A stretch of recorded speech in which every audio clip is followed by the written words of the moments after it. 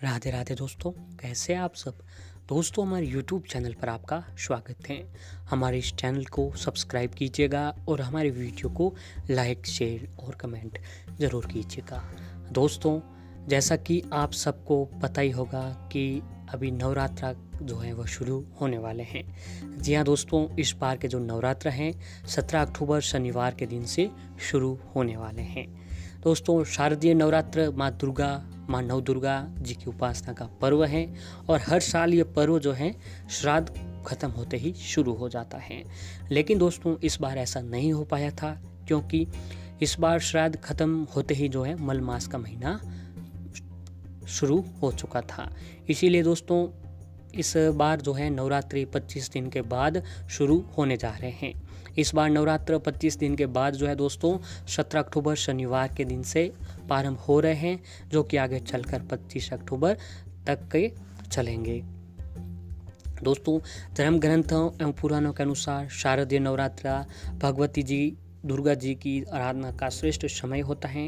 नवरात्रा के इन पावन दिनों में हर दिन माँ के अलग अलग रूपों की पूजा की जाती है, जो अपने भक्तों को खुशी, शक्ति और ज्ञान प्रदान करती हैं। नवरात्रा का हर दिन देवी के विशिष्ट रूप को समर्पित होता है और हर देवी स्वरूप की कृपा से अलग अलग तरह के मनोरथ पूर्ण होते हैं। और नवरात्रा का जो पर्व है शक्ति की उपासना का पर्व भी कहा जाता है। तो दोस्तों, आप जानते हैं कि शारदीय नवरात्रि का जो पर्व है, जो त्यौहार है, वह कब से शुरू हुआ था। तो दोस्तों, शास्त्रों में नवरात्र पर्व मनाए जाने की दो पौराणिक कथाएं हैं। पहली पौराणिक कथा के अनुसार महिषासुर नाम का एक राक्षस था, जो ब्रह्मा जी का बहुत ही बड़ा भक्त था। उसने अपने तप से ब्रह्मा जी को प्रसन्न कर लिया और एक वरदान मांगा और उसे वरदान वह प्राप्त भी हो गया। वरदान में दोस्तों उससे ये मांगा कि उसे कोई भी देव, दानव या पृथ्वी पर रहने वाला कोई मनुष्य उसे मार न पाए। वरदान प्राप्त करते ही वह बड़ा ही निर्दयी हो गया और बड़ा ही दुष्ट हो गया और उसने तीनों लोकों में अपना आतंक मचाने लगा। उसके आतंक से परेशान होकर देवी देवताओं ने ब्रह्मा, विष्णु, महेश के साथ मिलकर माँ शक्ति के रूप में दुर्गा को जन्म दिया। माँ दुर्गा और महिषासुर के बीच 9 दिनों तक भयंकर युद्ध हुआ और 10वें दिन माँ दुर्गा ने महिषासुर का वध तो कर दिया था। इस दिन को दोस्तों अच्छाई पर बुराई की जीत के रूप में भी मनाया जाता है।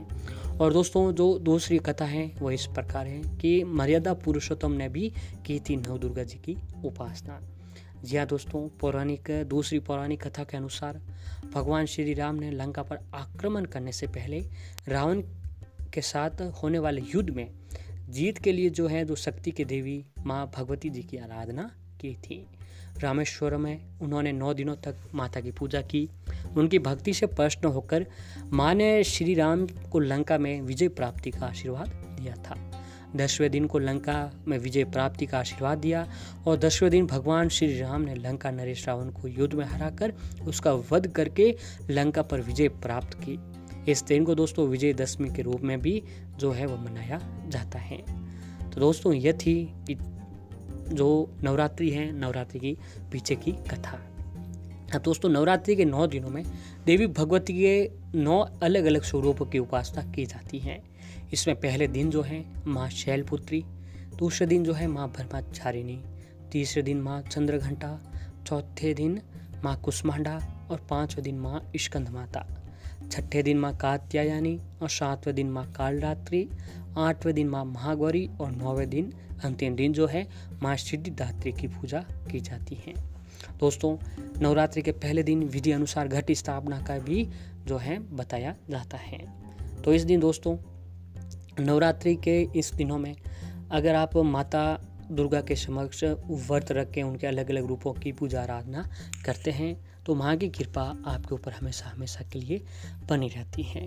और इसी तरह दोस्तों, अगर नवरात्रि शुरू होने वाले हैं दोस्तों 17 अक्टूबर से और 15 अक्टूबर तक को चलने वाले हैं, तो इस दिनों में 9 दिनों का त्यौहार है दोस्तों। इसे हमारे हिंदू धर्म में त्यौहार के रूप में भी मनाया जाता है।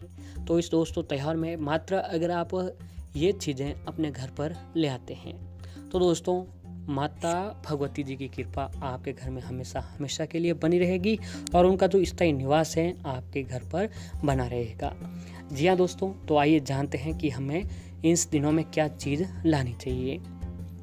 दोस्तों, शारदीय नवरात्रि चल रही है और इस दौरान लोग माँ दुर्गा की कृपा पाने के लिए कई उपाय, यातना और साधना करते हैं। ग्रंथों में कुछ ऐसे उपाय बताए गए हैं जिससे माँ दुर्गा को जल्द प्रसन्न किया जाता है।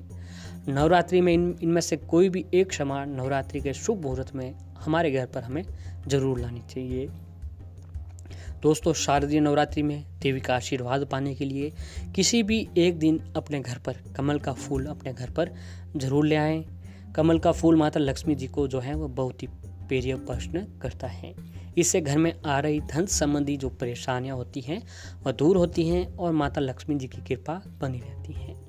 और ऐसे ही अगर आप चाहते हैं कि आने वाले साल तक माँ दुर्गा की कृपा आपके घर पर बनी रहे, तो दोस्तों आप नवरात्रि में किसी भी दिन 9 दिनों में जब भी माँ की पूजा करते हो तो उस पूजन में आपके सोने या चांदी के सिक्के जो लाकर अवश्य ही पूजन घर में रखना चाहिए और उनकी पूजा आराधना जो है आपको करनी चाहिए।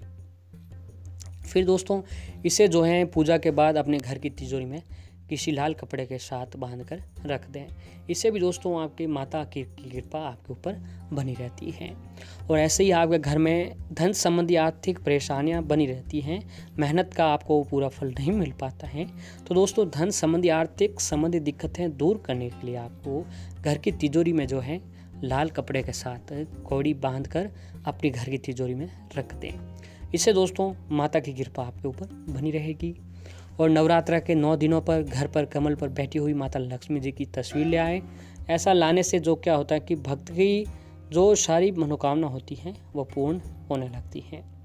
तो दोस्तों अगर आप ये भी चीज़ें लाते हैं तो भी आपके घर में सुख समृद्धि बनी रहती हैं। कुछ चीज़ें दोस्तों और भी हैं जो आपको इस दिन आपने नवरात्रि के दिनों में ज़रूर घर पर लानी चाहिए। इसमें दोस्तों सबसे पहले तो इस नवरात्रि पर आपको किसी भी ऐसे केले के पौधे को अपने घर पर ले आना है जिस पर फल नहीं होते हो।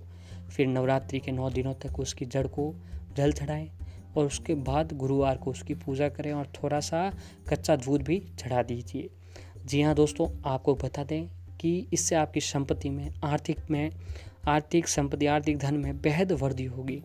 इसके अलावा नवरात्रि में शंख पुष्पी के जड़ को अपने घर पर ले आएं और इसे किसी चांदी की डिब्बी में रख कर अपने घर की तिजोरी में जहाँ पर आप पैसे रखते हो वहाँ पर जो है आपको रख देना है।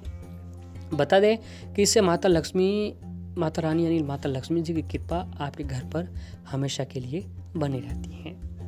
और दोस्तों अगर आप चाहें तो इसके लिए आसानी से मिलने वाला बरगद के पेड़ का एक पत्ता भी अपने घर पर ला सकते हैं और उस पर हल्दी से स्वास्तिक बनाकर शुभ मुहूर्त में अपने घर में स्थापित कर लें। जी हाँ, ये भी आपके धन को बढ़ाने में बेहद ही सहायक सिद्ध होता है। आपको बता दें कि शुभ मुहूर्त में बेहड़ा जो होता है उसकी जड़ अपने घर पर ले आए और जहाँ भी आप पैसे रखते हो वहाँ उसे स्थापित कर दें। इससे आपको कभी भी धन की हानि नहीं होगी। और इसके साथ ही शिवलिंग पर चढ़ाई जाने वाली धतूरे की जड़ को अपने घर में स्थापित करके महाकाल का पूजन करें और फिर क्रीम बीज का जाप करें। बता दें ऐसा करने से भी आपके घर में खूब धन की वृद्धि भी होने लगती है।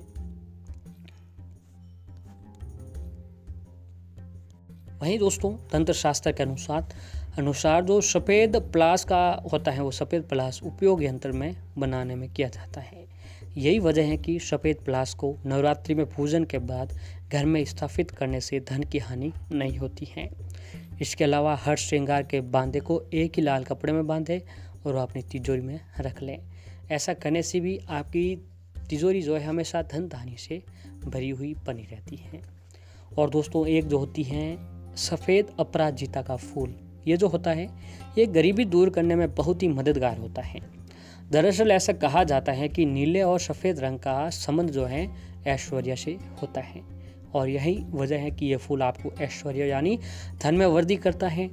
तो दोस्तों ऐसे में दूधी की जड़ को इस नवरात्रि को सही मुहूर्त पर अपने घर ले आएं और फिर पूजन करने के बाद इसे तावीज़ में डालकर अपने गले में पहन लीजिएगा। जी हाँ, इससे न केवल आपके दुखों में कमी होगी बल्कि सुख संपत्ति में भी वृद्धि होती है। दोस्तों तो आप भी ये चीज़ें यकीनन आपका भाग्य चमका सकती है। इसीलिए दोस्तों बिना देरी किए आज ही इन्हें घर पर ले आए और माता रानी के आशीर्वाद के साथ जो है नवजीवन की आप प्राप्ति कीजिएगा। तो दोस्तों नवरात्रि के 9 दिनों में आपको इनमें से अगर एक भी चीज़ घर पर ले आते हैं तो माता रानी की कृपा आपके घर पर हमेशा के लिए बनी रहती है।